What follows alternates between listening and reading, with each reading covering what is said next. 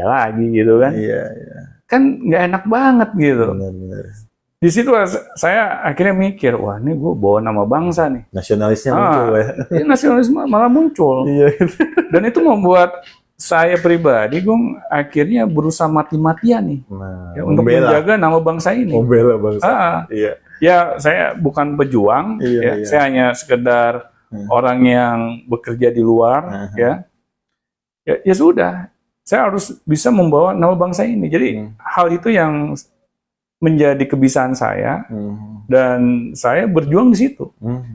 Jadi ingin berjuang atas nama bangsa ini bukan di medan perang saja. Iya, melakukan hal yang terbaik di bidang kita di juga bidang kita masing-masing. Iya, benar. Baik itu di luar negeri maupun di dalam negeri. Jangan kita ingin membela nama bangsa ini kalau kita di luar negeri doang. Di dalam negeri ya kita kayak cuek bebek gitu. Padahal perilaku kita tuh dilihat sama bangsa luar, meskipun kita bekerjanya di dalam negeri. Karena ya ini Gung, istilahnya ada faktor apa namanya, kayak perilaku kita itu ya cerminan dari wajah bangsa ini gitu. Ya. Jadi kalau perilaku kita minus, ya sudah bisa dibilang gitu. Bangsa ini juga minus. Gitu. Ya kan kayak ada istilahnya, ada salah satu ustadz tuh yang bilang, kalau lo ingin mengenal Islam, ya lo jangan ketemu sama orang Muslim dulu. Karena kalau lo ingin mengenal Islam, tapi lo udah ngeliat orang Muslimnya dulu, lo nanti berubah pikiran gitu. Iya. Nah ini kan sebenarnya kayak suatu sentilan gitu. Ya. Kalau kita ingin image negara kita positif, ya dimulai dari diri kita dulu. Kita tidak perlu misalnya merasa bahwa ya saya kan nggak pernah diedukasi soal cinta tanah air sama pemerintah. Jadi bagaimana saya bisa cinta tanah air gitu? Ya kalau semua orang memiliki pemikiran kayak begitu, ya kapan negeri kita bisa maju? Karena kan cerminan negeri kita maju atau tidak ya tergantung dari masyarakatnya gitu. Nah makanya kita nggak usah jauh-jauh mengharap sesuatu di luar diri kita, ya kita fokus ke diri kita saja. Perbaiki sikap. Benar. Insya Allah kok kalau kita fokus terhadap apa yang bisa kita kendalikan ya, terutama diri kita, pasti itu akan membawa bangsa ini ke level yang berbeda gitu, yang lebih baik. Ya saya dulu waktu saya kerja di kapal besar, ya udah saya kerja mati-matian aja, saya berusaha kerja yang terbaik. Akhirnya apa coba? Banyak orang-orang yang pas tahu saya orang Indonesia, itu terkaget-kaget. Oh masa itu ya? Iya. Sampai dia bilang, kamu benar Indonesia? Iya benar. Ini ngeliatin name tag saya gitu kan. Oh gitu, saya pikir kamu orang Filipina gitu kan. Nah, saya bilang enggak, saya orang Indonesia. Terus ditambah, saya kan nama saya bukan nama Islam gitu ya. Nama saya Doni gitu. Ke barat-barat. Sampai ada orang Inggris nanya ke saya. Pas dia tahu saya orang Indonesia, dia kaget. Doni, kamu Indonesia? Iya. Indonesia bukannya ini mayoritas Islam? Iya benar. Kamu Islam? Iya, saya Islam gitu. Dia kaget gitu kan. Dia kaget, ya mungkin pada saat itu pas kejadian WTC, Gung. Zaman itu ya Pak ya. Itu kan kesannya semua Islam itu teroris gitu kan. Nah, agama teroris nih. Agama teroris. Tapi waktu mereka mengenal saya, ya mungkin mereka belum sempat ngeliat name tag saya kali ya. Mereka ya istilahnya hanya lihat diri saya aja gitu ketika bekerja. Ya mereka melihat bahwa saya orangnya santun, bahwa saya orangnya bisa membawa diri, ya saya tidak memusuhi agama di luar Islam, saya bisa berinteraksi dengan baik ya sama mereka. Akhirnya mereka pas tahu saya orang Islam, mereka kaget. Loh, orang Islam kayak begini Don? Ya iya, kayak gimana lagi gitu. Iya, berarti karena nggak pernah lihat orang Islam yang baik. Benar. Terus dia nanya kan, nama kamu kok bukannya ini kayak nama Arab gitu, kayak Muhammad, Abu Bakar, terus Umar kayak gitu. Saya bilang itu nama Arab. Jadi nggak semua orang yang beragama Islam namanya harus nama Arab. Ya kan? Oh gitu. Jadi nama di luar Arab boleh? Ya iyalah. Jadi banyak orang di luar sana atau orang Barat ya, yang belum mengenal Islam.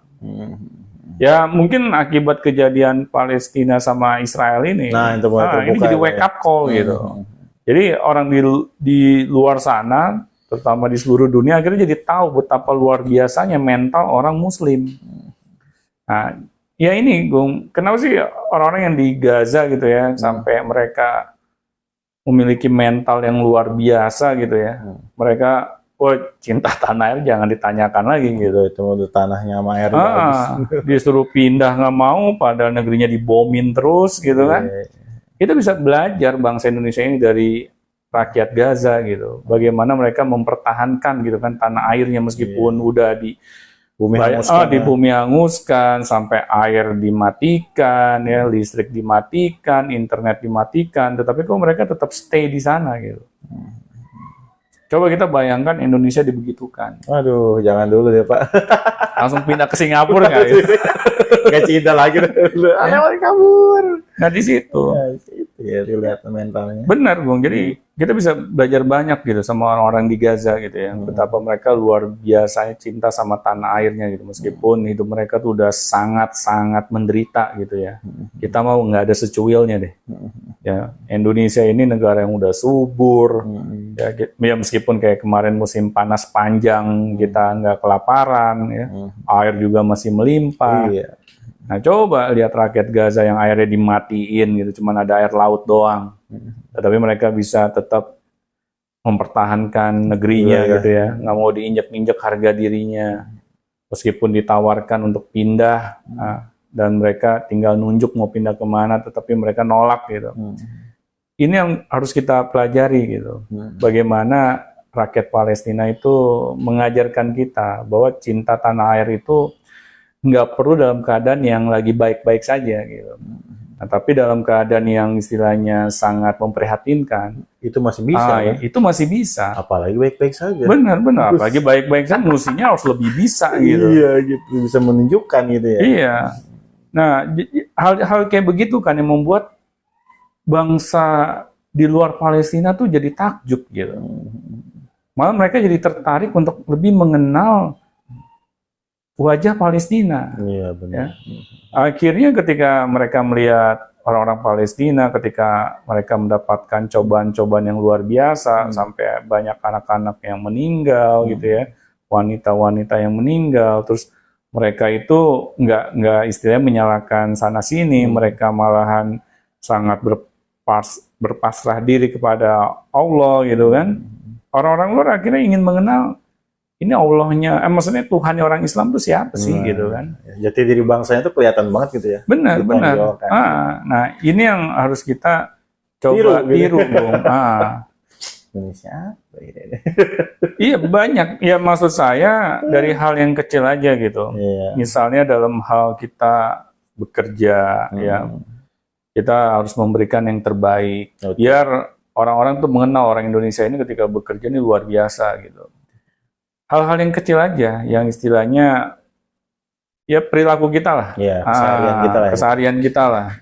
Jadi ketika misalnya ya siapapun jangan kita pilih-pilih. Misalnya orang Barat yang menegur kita, baru kita full senyum gitu kan. Pas orang Indonesia kita mengkerut gitu. Ya nggak usah kayak gitu juga kan. Ada saya lihat sebagian orang Indonesia tuh kayak gitu. Ya, kalau ngeliat orang Barat kayak ya mohon maaf ya. Kapal pesiar Pak, apa gimana? Di Indonesia. Lihat orang Barat tuh kayak ngelihat siapa aja gitu kan, kayak sangat diidolakan gitu.